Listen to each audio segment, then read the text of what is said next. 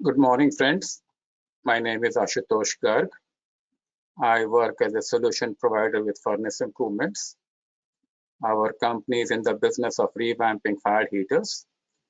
We can revamp your crude heater to the highest capacity, longest run length, and highest efficiency.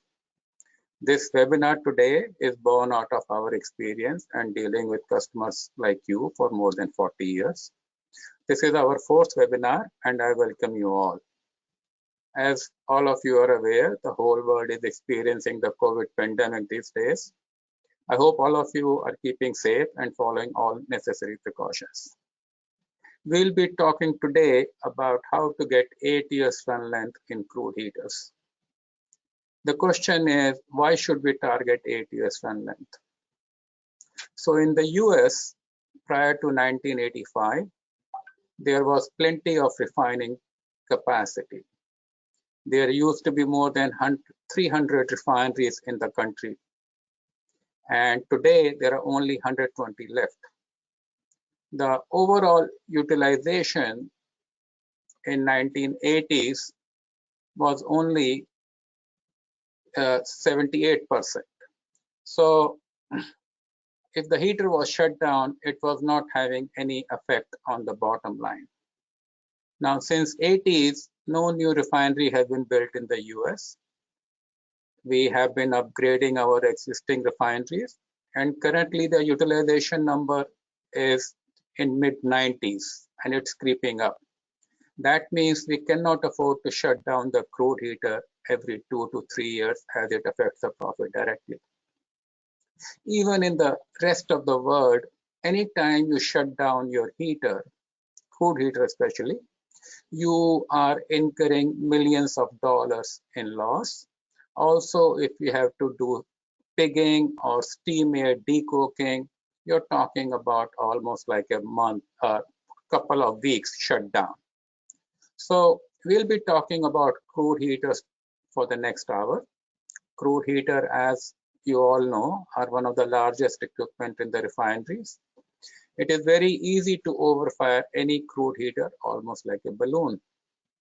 Crude heaters are very sensitive to burner flames, and you all know about hotspot formations. I hope that by end of this webinar, when you go back to your units, you would be in a better position to evaluate the performance of your crude heater. Learning is a continuous process, and we have been learning so much in the past 1 month while preparing for this webinar. Please don't hesitate to ask me a question. Please feel free to share your experience with us. We are going to conduct this webinar today using PowerPoint. We will have a presentation for 50 minutes and then a question and answer session for the 10 minutes. We have been able to improve our webinar based on your feedback. So I request all of you to complete the survey before you leave and send it to us. I will start the session with a brief introduction of myself. I'm a chemical engineer. I passed out in 1974 from IIT Kanpur. Since 1976, I've been working on fire heaters and combustion systems. I've worked in KT India, Engineers India, KTI Corporation in the US. And since March 1996, I've been working at Furnace Improvements, fixing heaters for the past 24 years. I want to start out by thanking our team in the US and in New Delhi for working very hard for the past 4 weeks. Our team of process, mechanical engineers, designers have been working on this presentation and putting it together. I am just the front end or the presenter today, so want to thank them again for all the hard work, what they have done. We want to make sure that everybody can log into the webinar correctly. You will see a control panel on your screen. You should be able to select the sound audio input either through the phone or through your computer. There is a question box at the bottom, and you can type your question in the question box and send it to us. There is an orange arrow on the top, and you can minimize the control panel on your screen by hitting the top orange arrow. We will make the webinar recording available to you in case you are not able to sit through this session or you miss any part of the presentation. If you are not able to hear clearly or has a display issue, please send us a message and my colleague will be able to take care of the problem. So we want to talk about our company for a brief introduction. Furnace Improvement started in 1996. We have been in business for almost 24 years. We have 3 offices. Our head office is in Sugar Land, Texas, and that's where I am located. We have an engineering office in Noida, India. We started it in 2005. We have 35 people in that office, and they are doing process, mechanical, structural design, drawings, drafting, everything. We are a full service heater company, and we can execute projects on turnkey basis, including heater erection. Our CFD office is in Pune, India. We started it in 2014. Our CFD team works exclusively on combustion, heat transfer, fluid flow problems. We have been working on improving the performance of existing crude heaters and other heaters for almost 20 years. More than 90% of our business in the past 15 years has been fixing old crude heaters. We try to breathe new life in these furnaces. Each crude heater is custom and unique. The problems being faced by the clients are also different in each case. We study each heater and carry out root cause analysis in a very systematic way.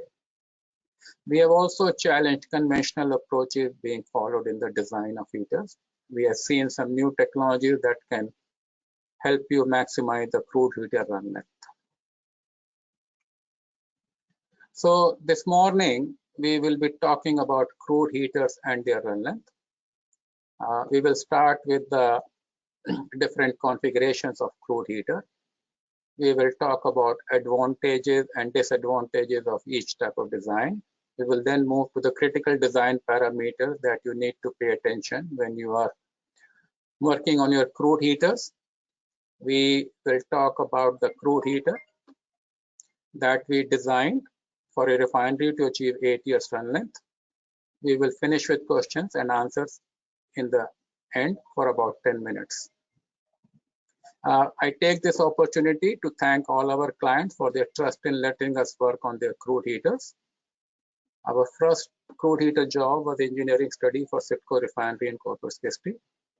We have studied crude heaters at Coke, Frontier, Chevron, Delek, HPCL, Phillips 66 in the past 25 years. So any major refinery have several units to process crude and convert them to gasoline, diesel, and marketable products. The refinery can have anywhere between 15 to 65 heaters, depending on the number of units. I mean, we can simplify the refinery and divide them into 4 major heaters that are known as basic building blocks. We start with the atmospheric heater, where all the crude is first heated and then distilled. Then we move to the vacuum heater. The third heater, which in our experience is the important heater, is the coker heater, where all the residue from all different units is processed into useful products. And then lastly, the reformer heater. So these are the 4 heaters which we think are major building blocks of any refinery. So let us talk about the crude heater. Crude heater is the most important heater in the refinery. It is generally the largest heater in the refinery. The heater operates under low pressure. The crude is preheated in the upstream exchangers before it is sent to the fire heater. Fire heater is providing almost half of the heat requirement. Typical inlet temperature is about 480, although new units are designed to preheat the feed to 550 or so. Typical material of construction for tubes in this fired heater is 5-chrome half moly. So we'll talk about different configurations. Refining industry is almost 120 years old. the shape of fired heaters has changed significantly. It used to be all shell-type heaters, which were running in batches. Next came the pipe stills, which were again very different based on the convection section principles. And in 1940s, Lobo and Evans did a complete study of petroleum furnaces and came out with a calculation method. And that's when these radiant and convective furnaces were developed. So we will talk about vertical cylindrical heaters. Vertical cylindrical heaters gained prominence in 1950, and since then it has been a very popular design. The design is very good for heaters up to 150 million BTUs or 50,000 barrels per day unit. Many refineries have heaters that have two vertical cylindrical radiant sections with a common convection section on top. One major benefit is that it requires very low plot space, and hence it is the only option in the units with tight space availability. The convection and radiant section in VC heaters can be designed with any number of passes. The burners are installed in a circle.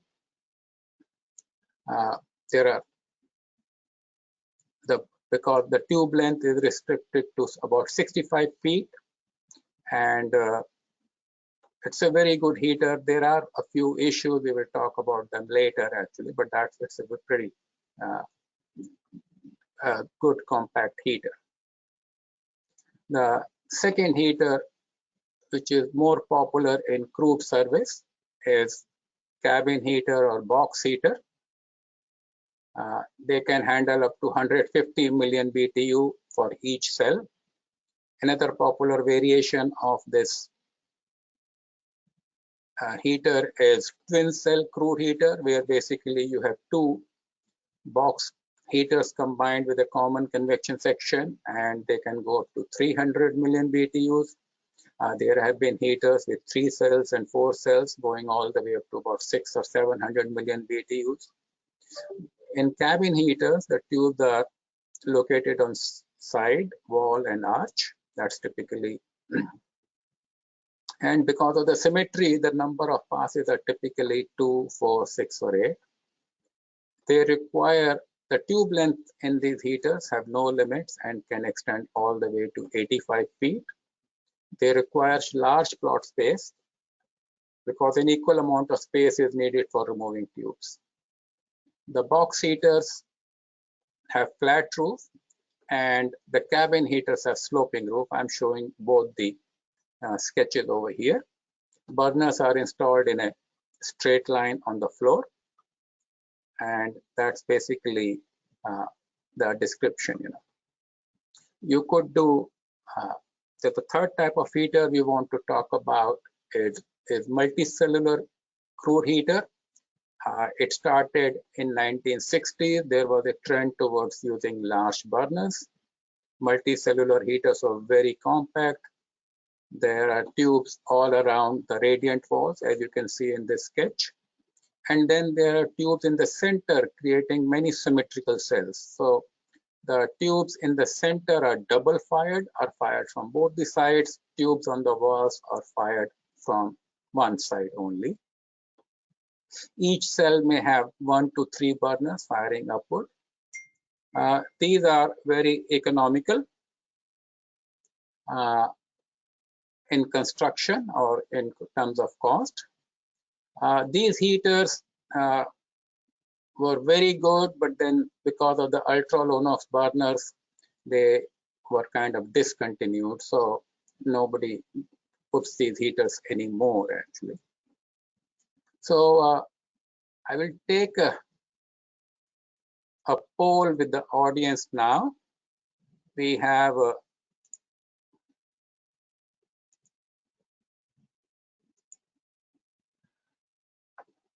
a question for you. What type of crude heater you have?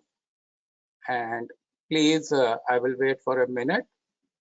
There are 3 choices: vertical cylindrical, cabin, or multiple this thing. So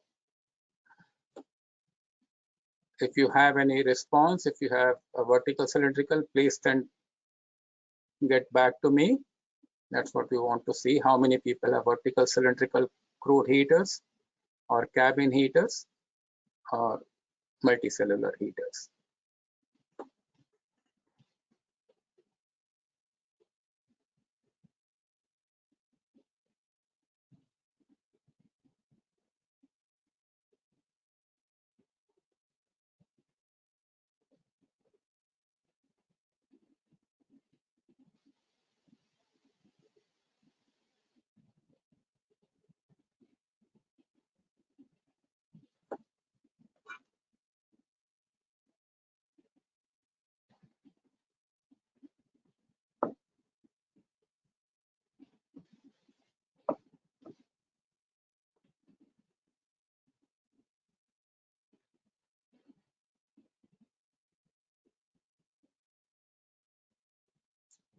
So we'll wait for a few more seconds. I have received about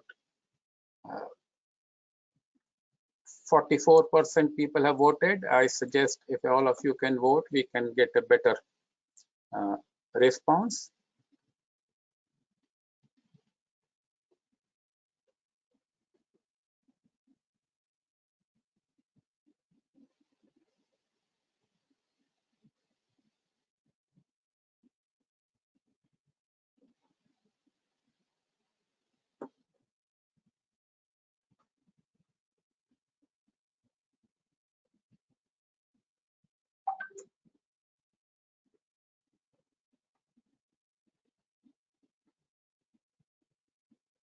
So I'm closing the poll now, and what we have received response is 36% of the audience has vertical cylindrical heaters, 55% went for cabin heaters, and 9% went for multicellular heaters.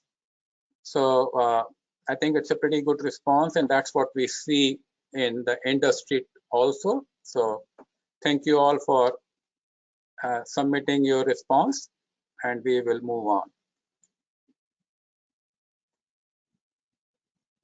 So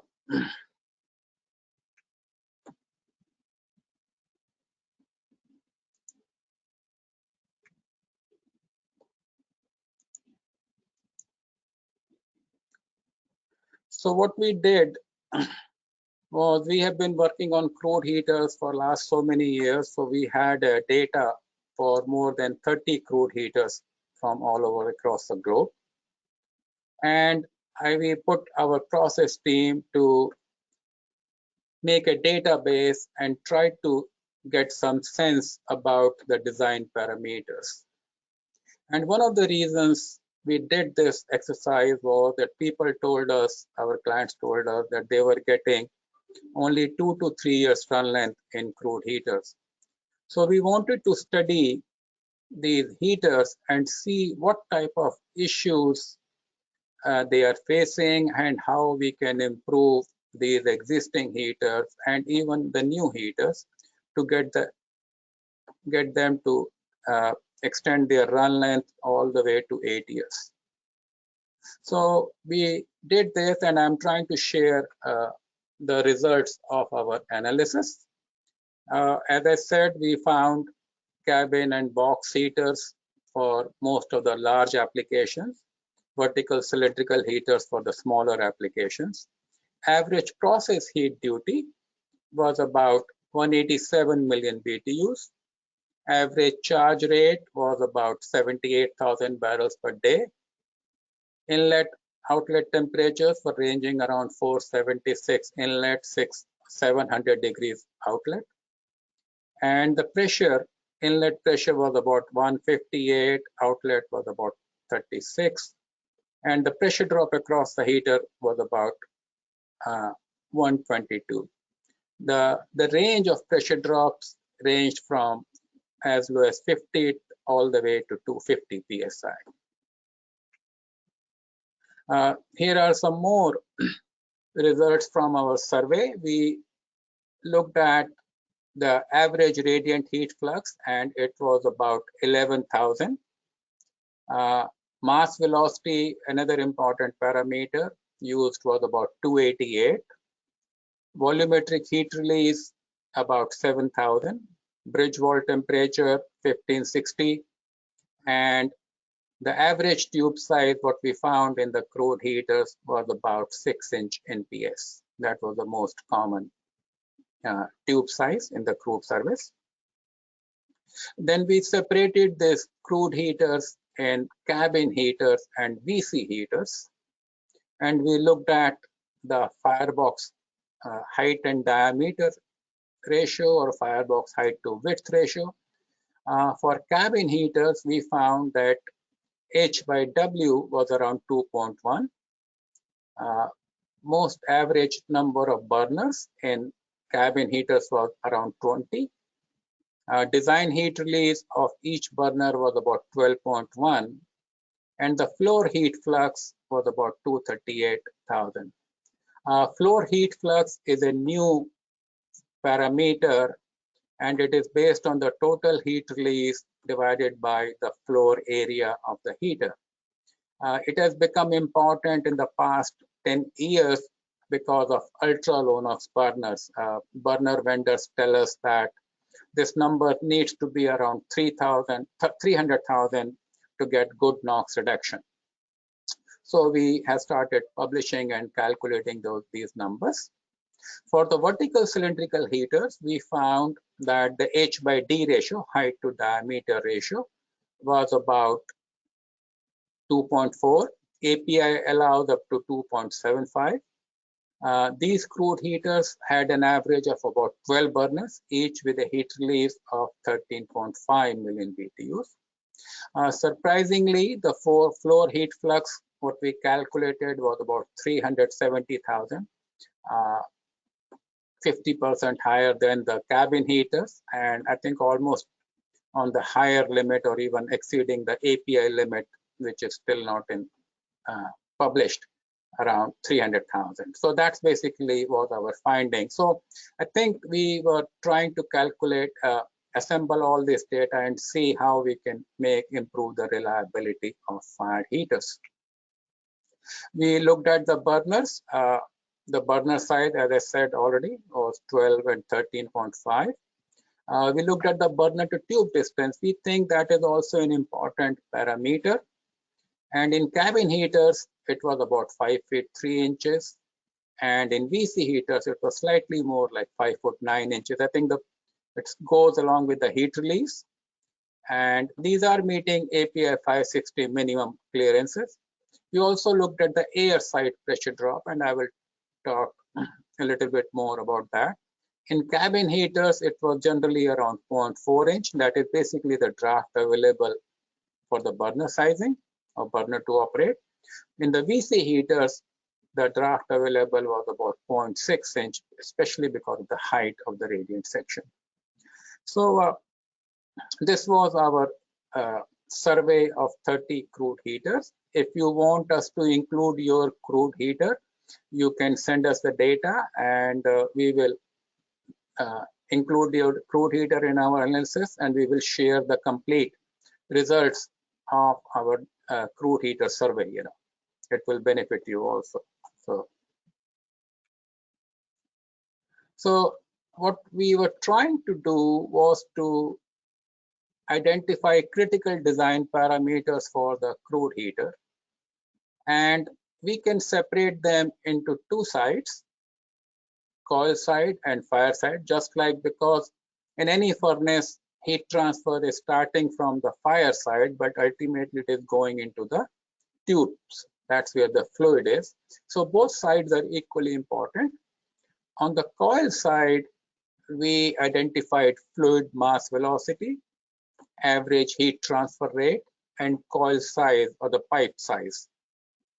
So we thought we need to focus on these parameters and optimize them to get the lowest coking rate.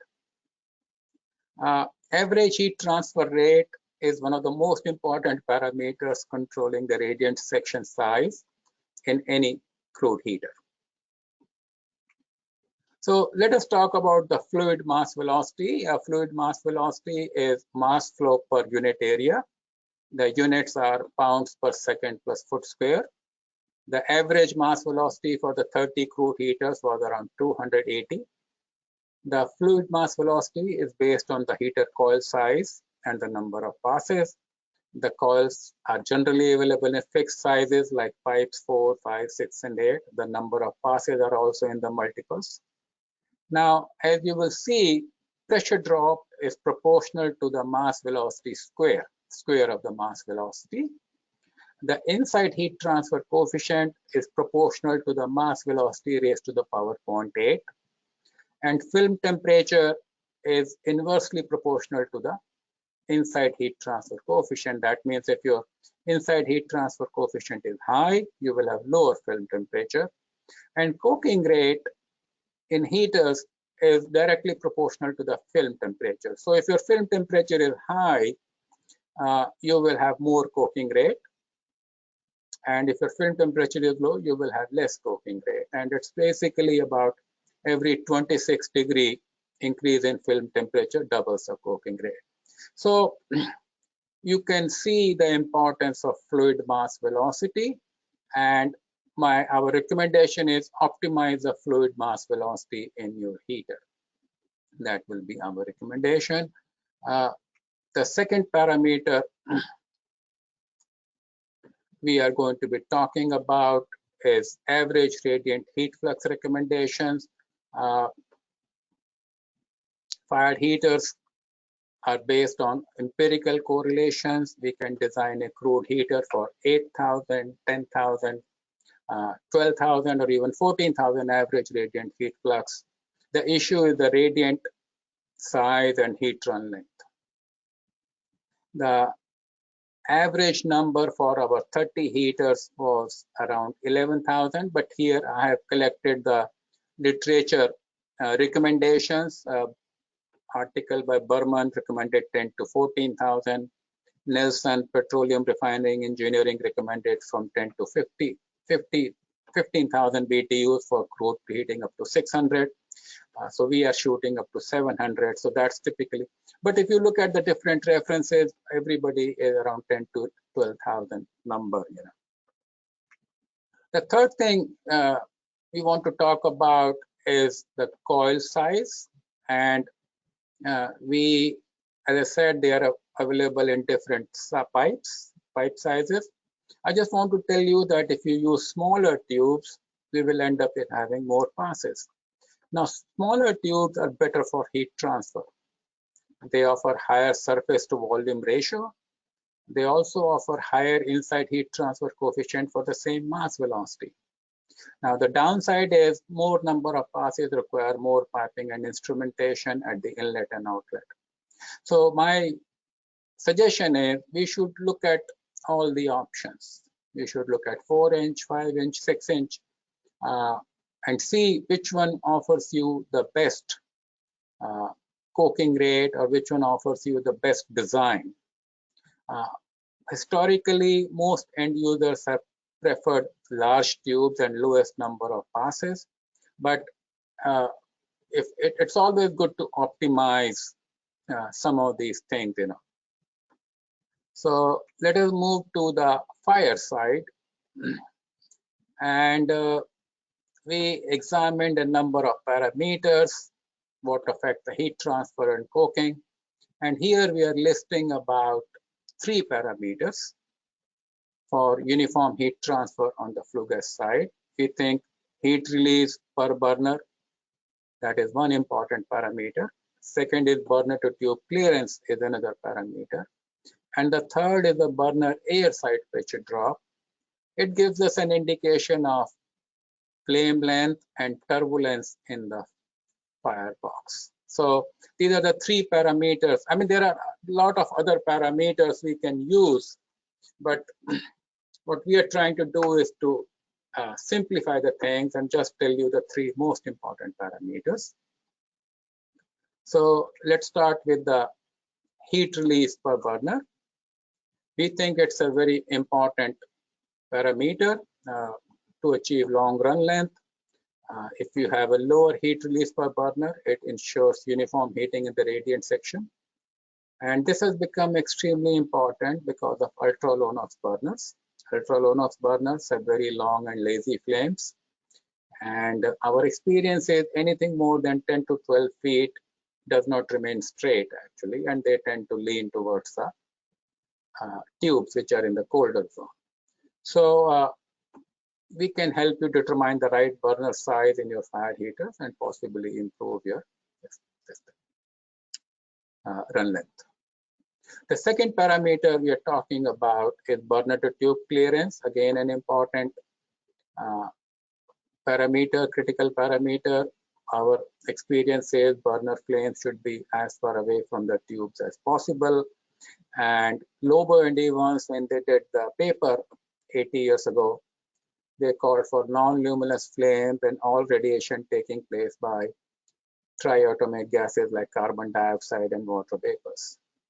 The original API 560 recommendation was based on providing 2 feet gap between the flame edge and the tube body.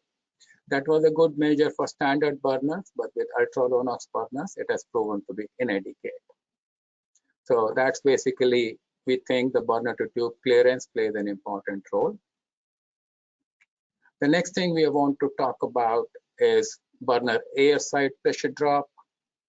And there are two sources of energy. There is a fuel gas pressure and combustion air pressure. And fuel gas pressure more or less remains the same, but combustion air pressure changes in each burner depending on the draft availability and also whether it is forced draft or natural draft. So we think it's an important indicator for coking in the heaters. So uniform heat transfer, when Lobo and Evans wrote their paper in 1939, they assumed the firebox temperature in the radiant section is going to be all uniform and it will be a continuously stirred tank reactor. I want to tell you, you are hearing me going back to Lobo and Evans, like 80 years old. I want to tell you that even after 80 years, we are still using their correlations for designing fired heaters. And that's the reason I'm going back to Lobo and Evans back and forth actually, because everybody, all heater vendors, even till date, whether you are using standard burners, low NOx burners, any type of heater, you're still using basically Lobo and Evans for your design. So basically that's the model what they used, but we all know that that is not true, especially now that we have the CFD modeling capability, and we found that the low NOx burners or high H by D ratios have flue gas temperature gradients. One of the most important parameter we are going to be examining today is the coking rate. And if we don't have coking rate, if we don't have coking in the tubes, we can run our heater forever. So we can even exceed 8 years. So this chart I'm showing you was developed by Nielsen. And it basically talks of two things. It talks about the relationship between the average radiant heat flux and the fluid mass velocity. And it worked on an issue, it assumed a relative coking rate of 1 for 10,000 flux and mass velocity of 300. And then it showed you the effect, if you use higher flux, the coking rate goes up. If you use higher mass velocity, the coking rate goes down. And today, with the computer age, everybody uses FRNC5 software, and they provide you tube by tube relative coking rate. Now, one of the downsides of this chart and FRNC5 is they are assuming uniform heat transfer all around the heater, and which is not true. So we thought, let us develop a heater coking index using the following parameters: average radiant heat flux, mass velocity, coil inside diameter. These are the tube side, and the three parameters we have added are burner heat relief, burner to tube clearance, burner air side pressure drop, and came with this.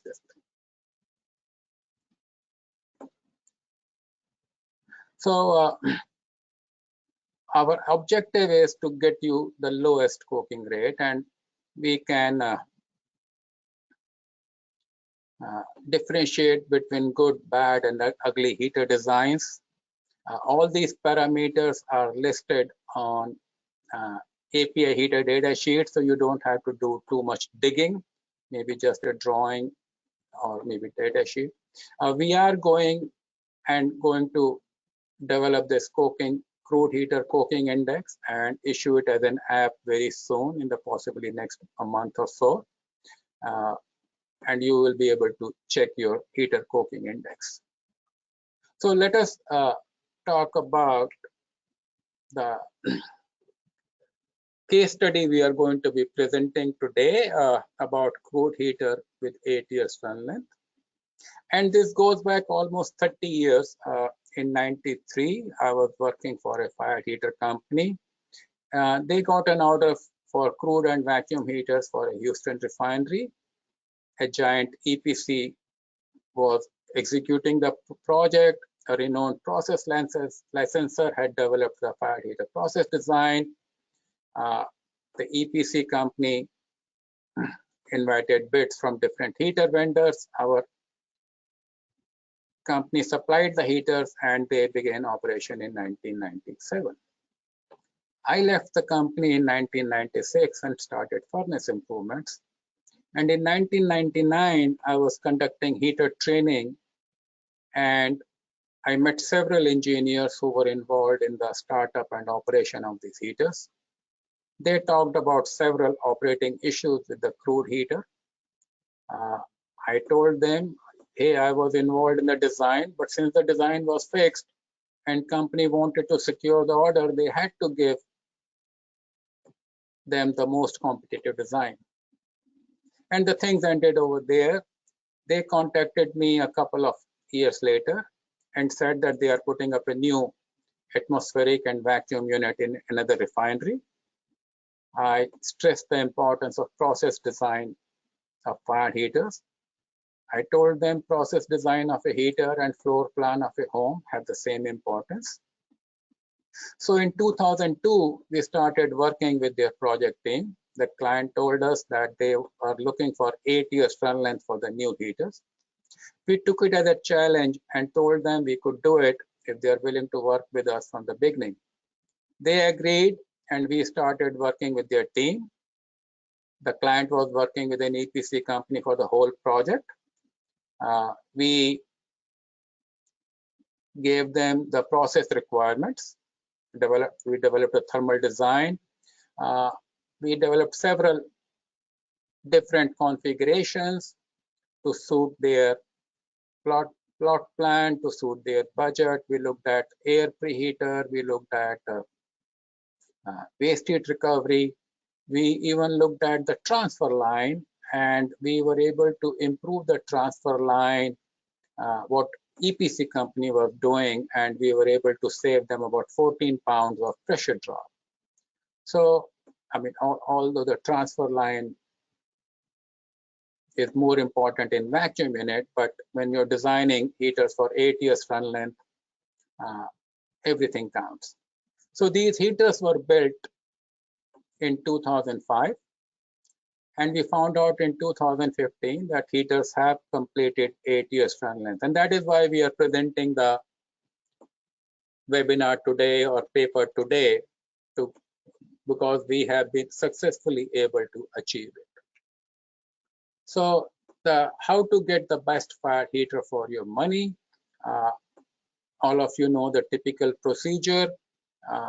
It's always going to the L1, but our suggestion is higher furnace improvements, and we will give you a best design for your refinery, plot space, and other things. We will give you the data sheet. We will give you the preliminary GA drawing. And this package, you can give it to the EPC. EPC can issue it to all the heater vendors, and you can pick the lowest vendor successful or the lowest price. So you will end up as a winner with the best design and lowest cost instead of a loser when you go for the lowest cost heater upfront and then you are shutting it down and cleaning it every 2 to 3 years. So that's where the difference is. So this client wanted to put a 200,000 barrels per day crude unit in the refinery. They gave us the flow rate, they gave us the duty, they gave us the temperature, inlet temperature, outlet temperature. They told us they want horizontal tube cabin heater. I mean, that was their preference. So we designed a horizontal tube cabin heater. We provided them this information. We told them, hey, these are the process parameters you need to use for achieving 8 years run length. As I said, we redesigned their transfer line to lower the temperature and further. We also looked at waste heat recovery, but they finally went in for air preheater on this heater. So what did we do? We did just provided simple features, and these are some of the salient features I'm trying to show you.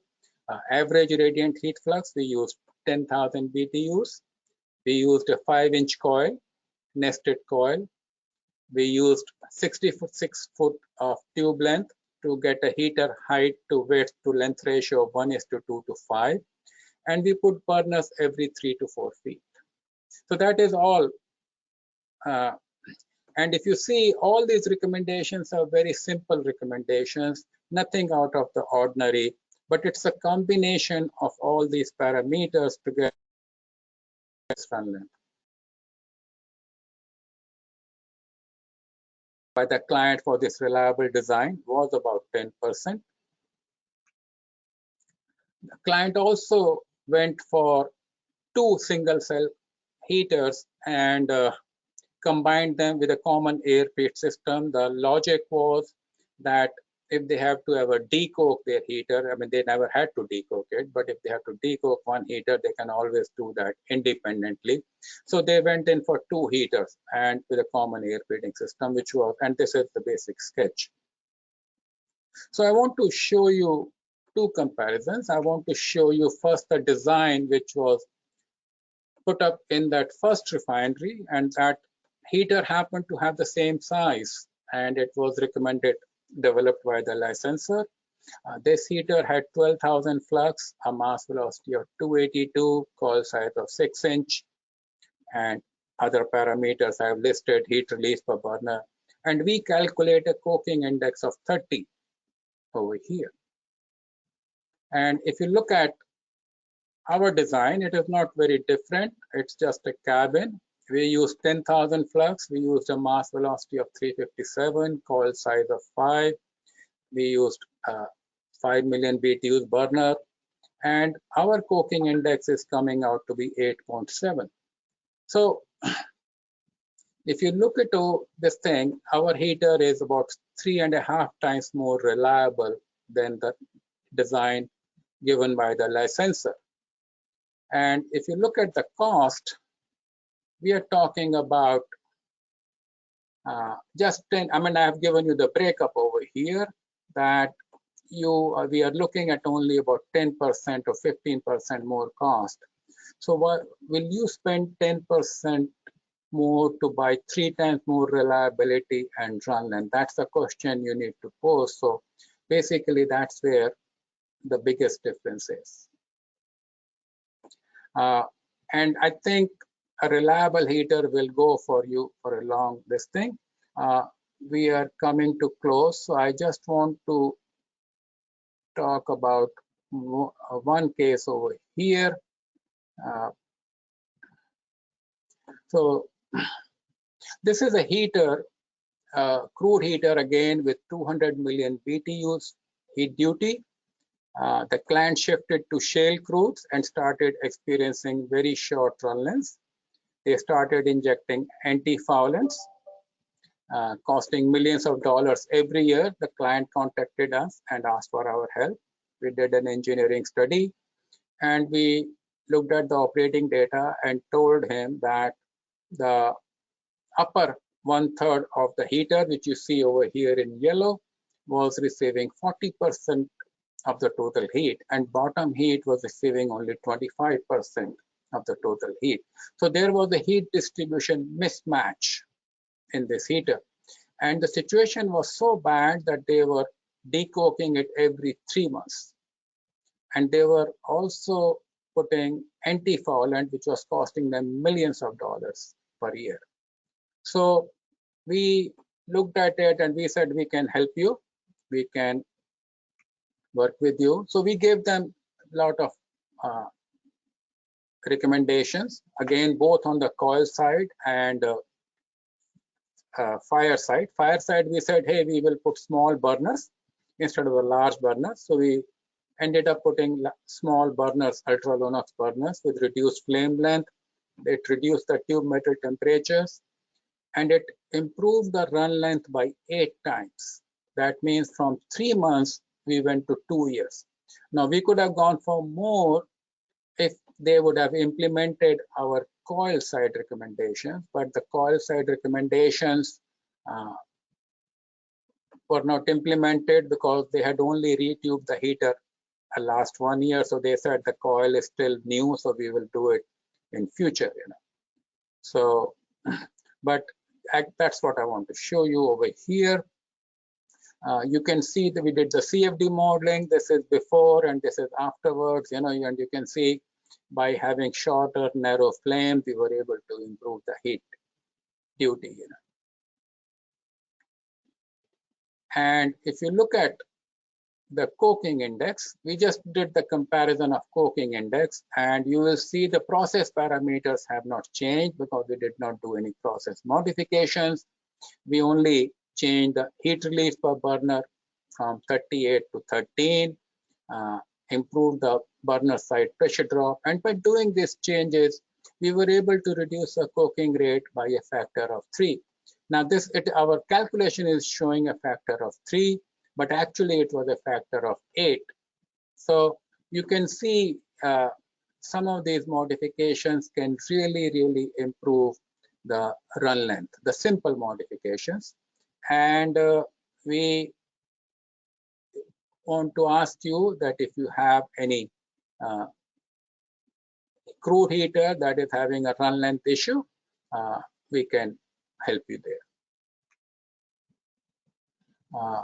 These are some of the references we have done crude heater jobs. I do want to have another poll, if you can let me do that.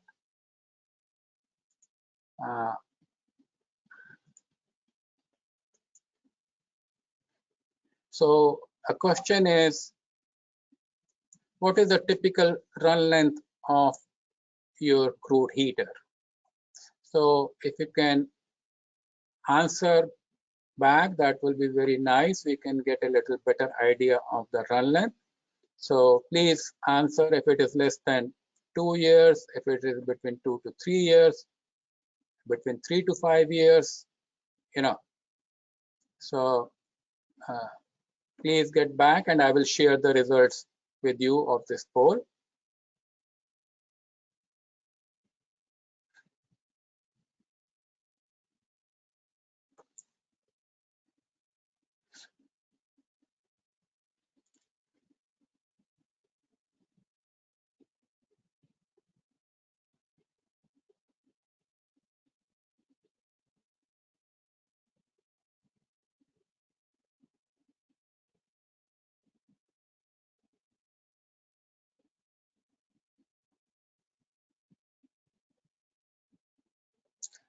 So 50% people have voted. We still have a little bit more than 50 seconds to go. Please submit your response.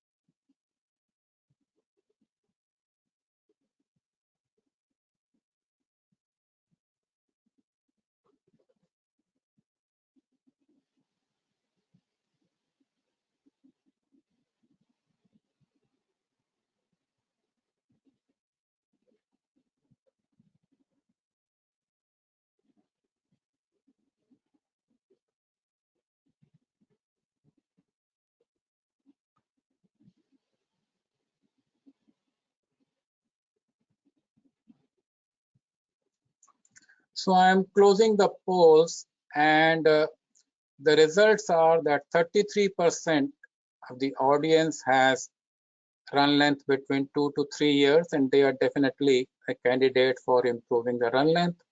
44% have between 3 to 5 years. We can improve the run length there. 22% have more than 5 years. I think they are running their heater very nice. So thank you very much. I will go to questions now. And if you have any questions, please. So I have a question from John Roberts. With the increase in crude feed rate, what will be the coking index proportionately rising? John, good question. Now, when you increase the crude feed rate, the mass velocity goes up. So it does have a good effect. But at the same time, the flux also goes up. So, and the firing rate will go up. So if you increase the crude feed rate, the coking index will go up. Assuming, I'm saying, with the increase in crude feed rate, your firing rate is also going to go up. I mean, if you are going to be reducing the outlet temperature and keeping the heat duty same, then definitely the coking rate will go down.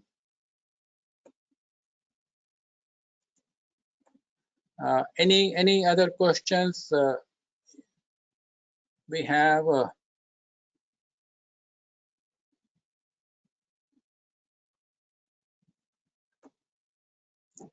Well,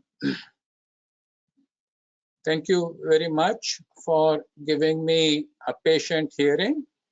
I thank you all for attending the webinar, and if you have any issues or if you have any suggestions, please let us know for our future webinars. And if you have any issues with your crude heaters, we are always there to help you out. Thank you.